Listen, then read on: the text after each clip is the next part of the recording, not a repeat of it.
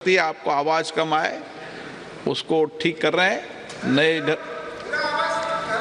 नए घर में आते हैं तो नए परिवार में आते हैं। लगातार चर्चा चल रही है और इस वक्त देश भर की निगाहें टिकी हुई है। सुबह से रिपब्लिक भारत की भी बड़ी कवरेज जारी है और एक बार फिर से चर्चा की शुरुआत करते हैं प्रियंका। बिल्कुल, देखिए निगत अब्बास जो है वो अपना जो पॉइंट है वो आपका अधूरा रह गया था। मैं सवाल यही था कि विपक्ष के पास 24 घंटे में अब आ गया है कि कैसे इसको काउंटर करना है। अभी तक सब हर कोई इसमें अपने हाथ सेक रहा था कि हमने 2010 में इसकी वकालत की थी या हम इसके हित में थे। अब लगातार वो इसमें कमियां और खामियां ढूंढ रहे हैं और पूछ रहे हैं कि समय बताइए कि कब ये लागू होगा।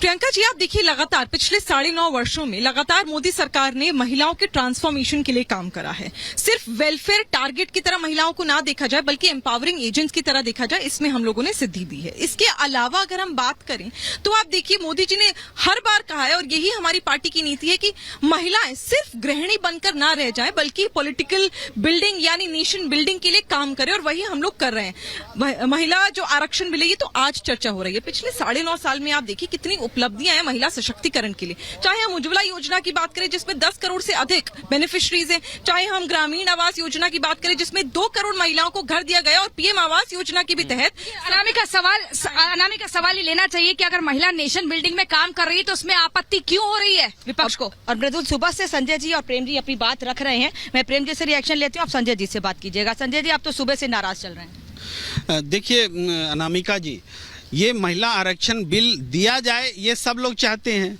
लेकिन देने का इरादा जो है ना उसमें ईमानदारी नहीं है। तो इसकी पहले की सरकार का भी नेता वो कह रहे हैं। नहीं तो पहले की सरकार पर ही बात करते रहे क्या? अभी की बात ना करें। पहले की तो हम बात ही नहीं करना चाहते। अभी की जो सरकार है वो अगर लेकर बिल आ रही है तो राज्यसभा में पारित बिल उसमें और इसमें फर्क क्या है?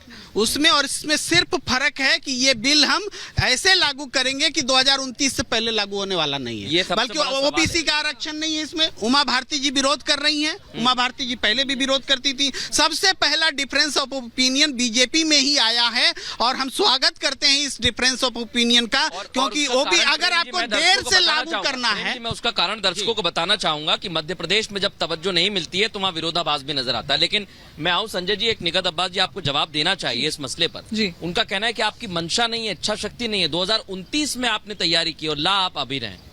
2029 में तैयारी करी, ये कहते हैं पॉलिटिकल जुमला है। कभी ये कहते हैं कि अभी आ जाएगा तो ये लोग चुनाव जीत जाएंगे, इस पर इनको आपत्ति है और घबराए घूमते। मैं सवाल पूछना चाहती हूँ जी, एक और सवाल था कि 2014 से लेकर 23 तक आप क्या सोच विचार में लगे हुए थे? इतनी देरी क्यों कर दी? क्या 24 के चुनाव का इंतजार हो रहा था? कहा हम लोगों ने विमेन रिजर्वेशन बिल का इंतजार करने की जरूरत ही हमें नहीं पड़ी, क्योंकि इकलौती ऐसी पार्टी है जिसके ऑर्गेनाइजेशन में रिजर्वेशन है। इसके अलावा आज हमारे पास 11 महिला मंत्री और संसद में जाकर देखिए महिला रिप्रेजेंटेटिव लोकसभा में सबसे ज्यादा अगर किसी पार्टी के पास है तो वो भारतीय जनता पार्टी के पास है। सुनवा देते हैं कि केंद्रीय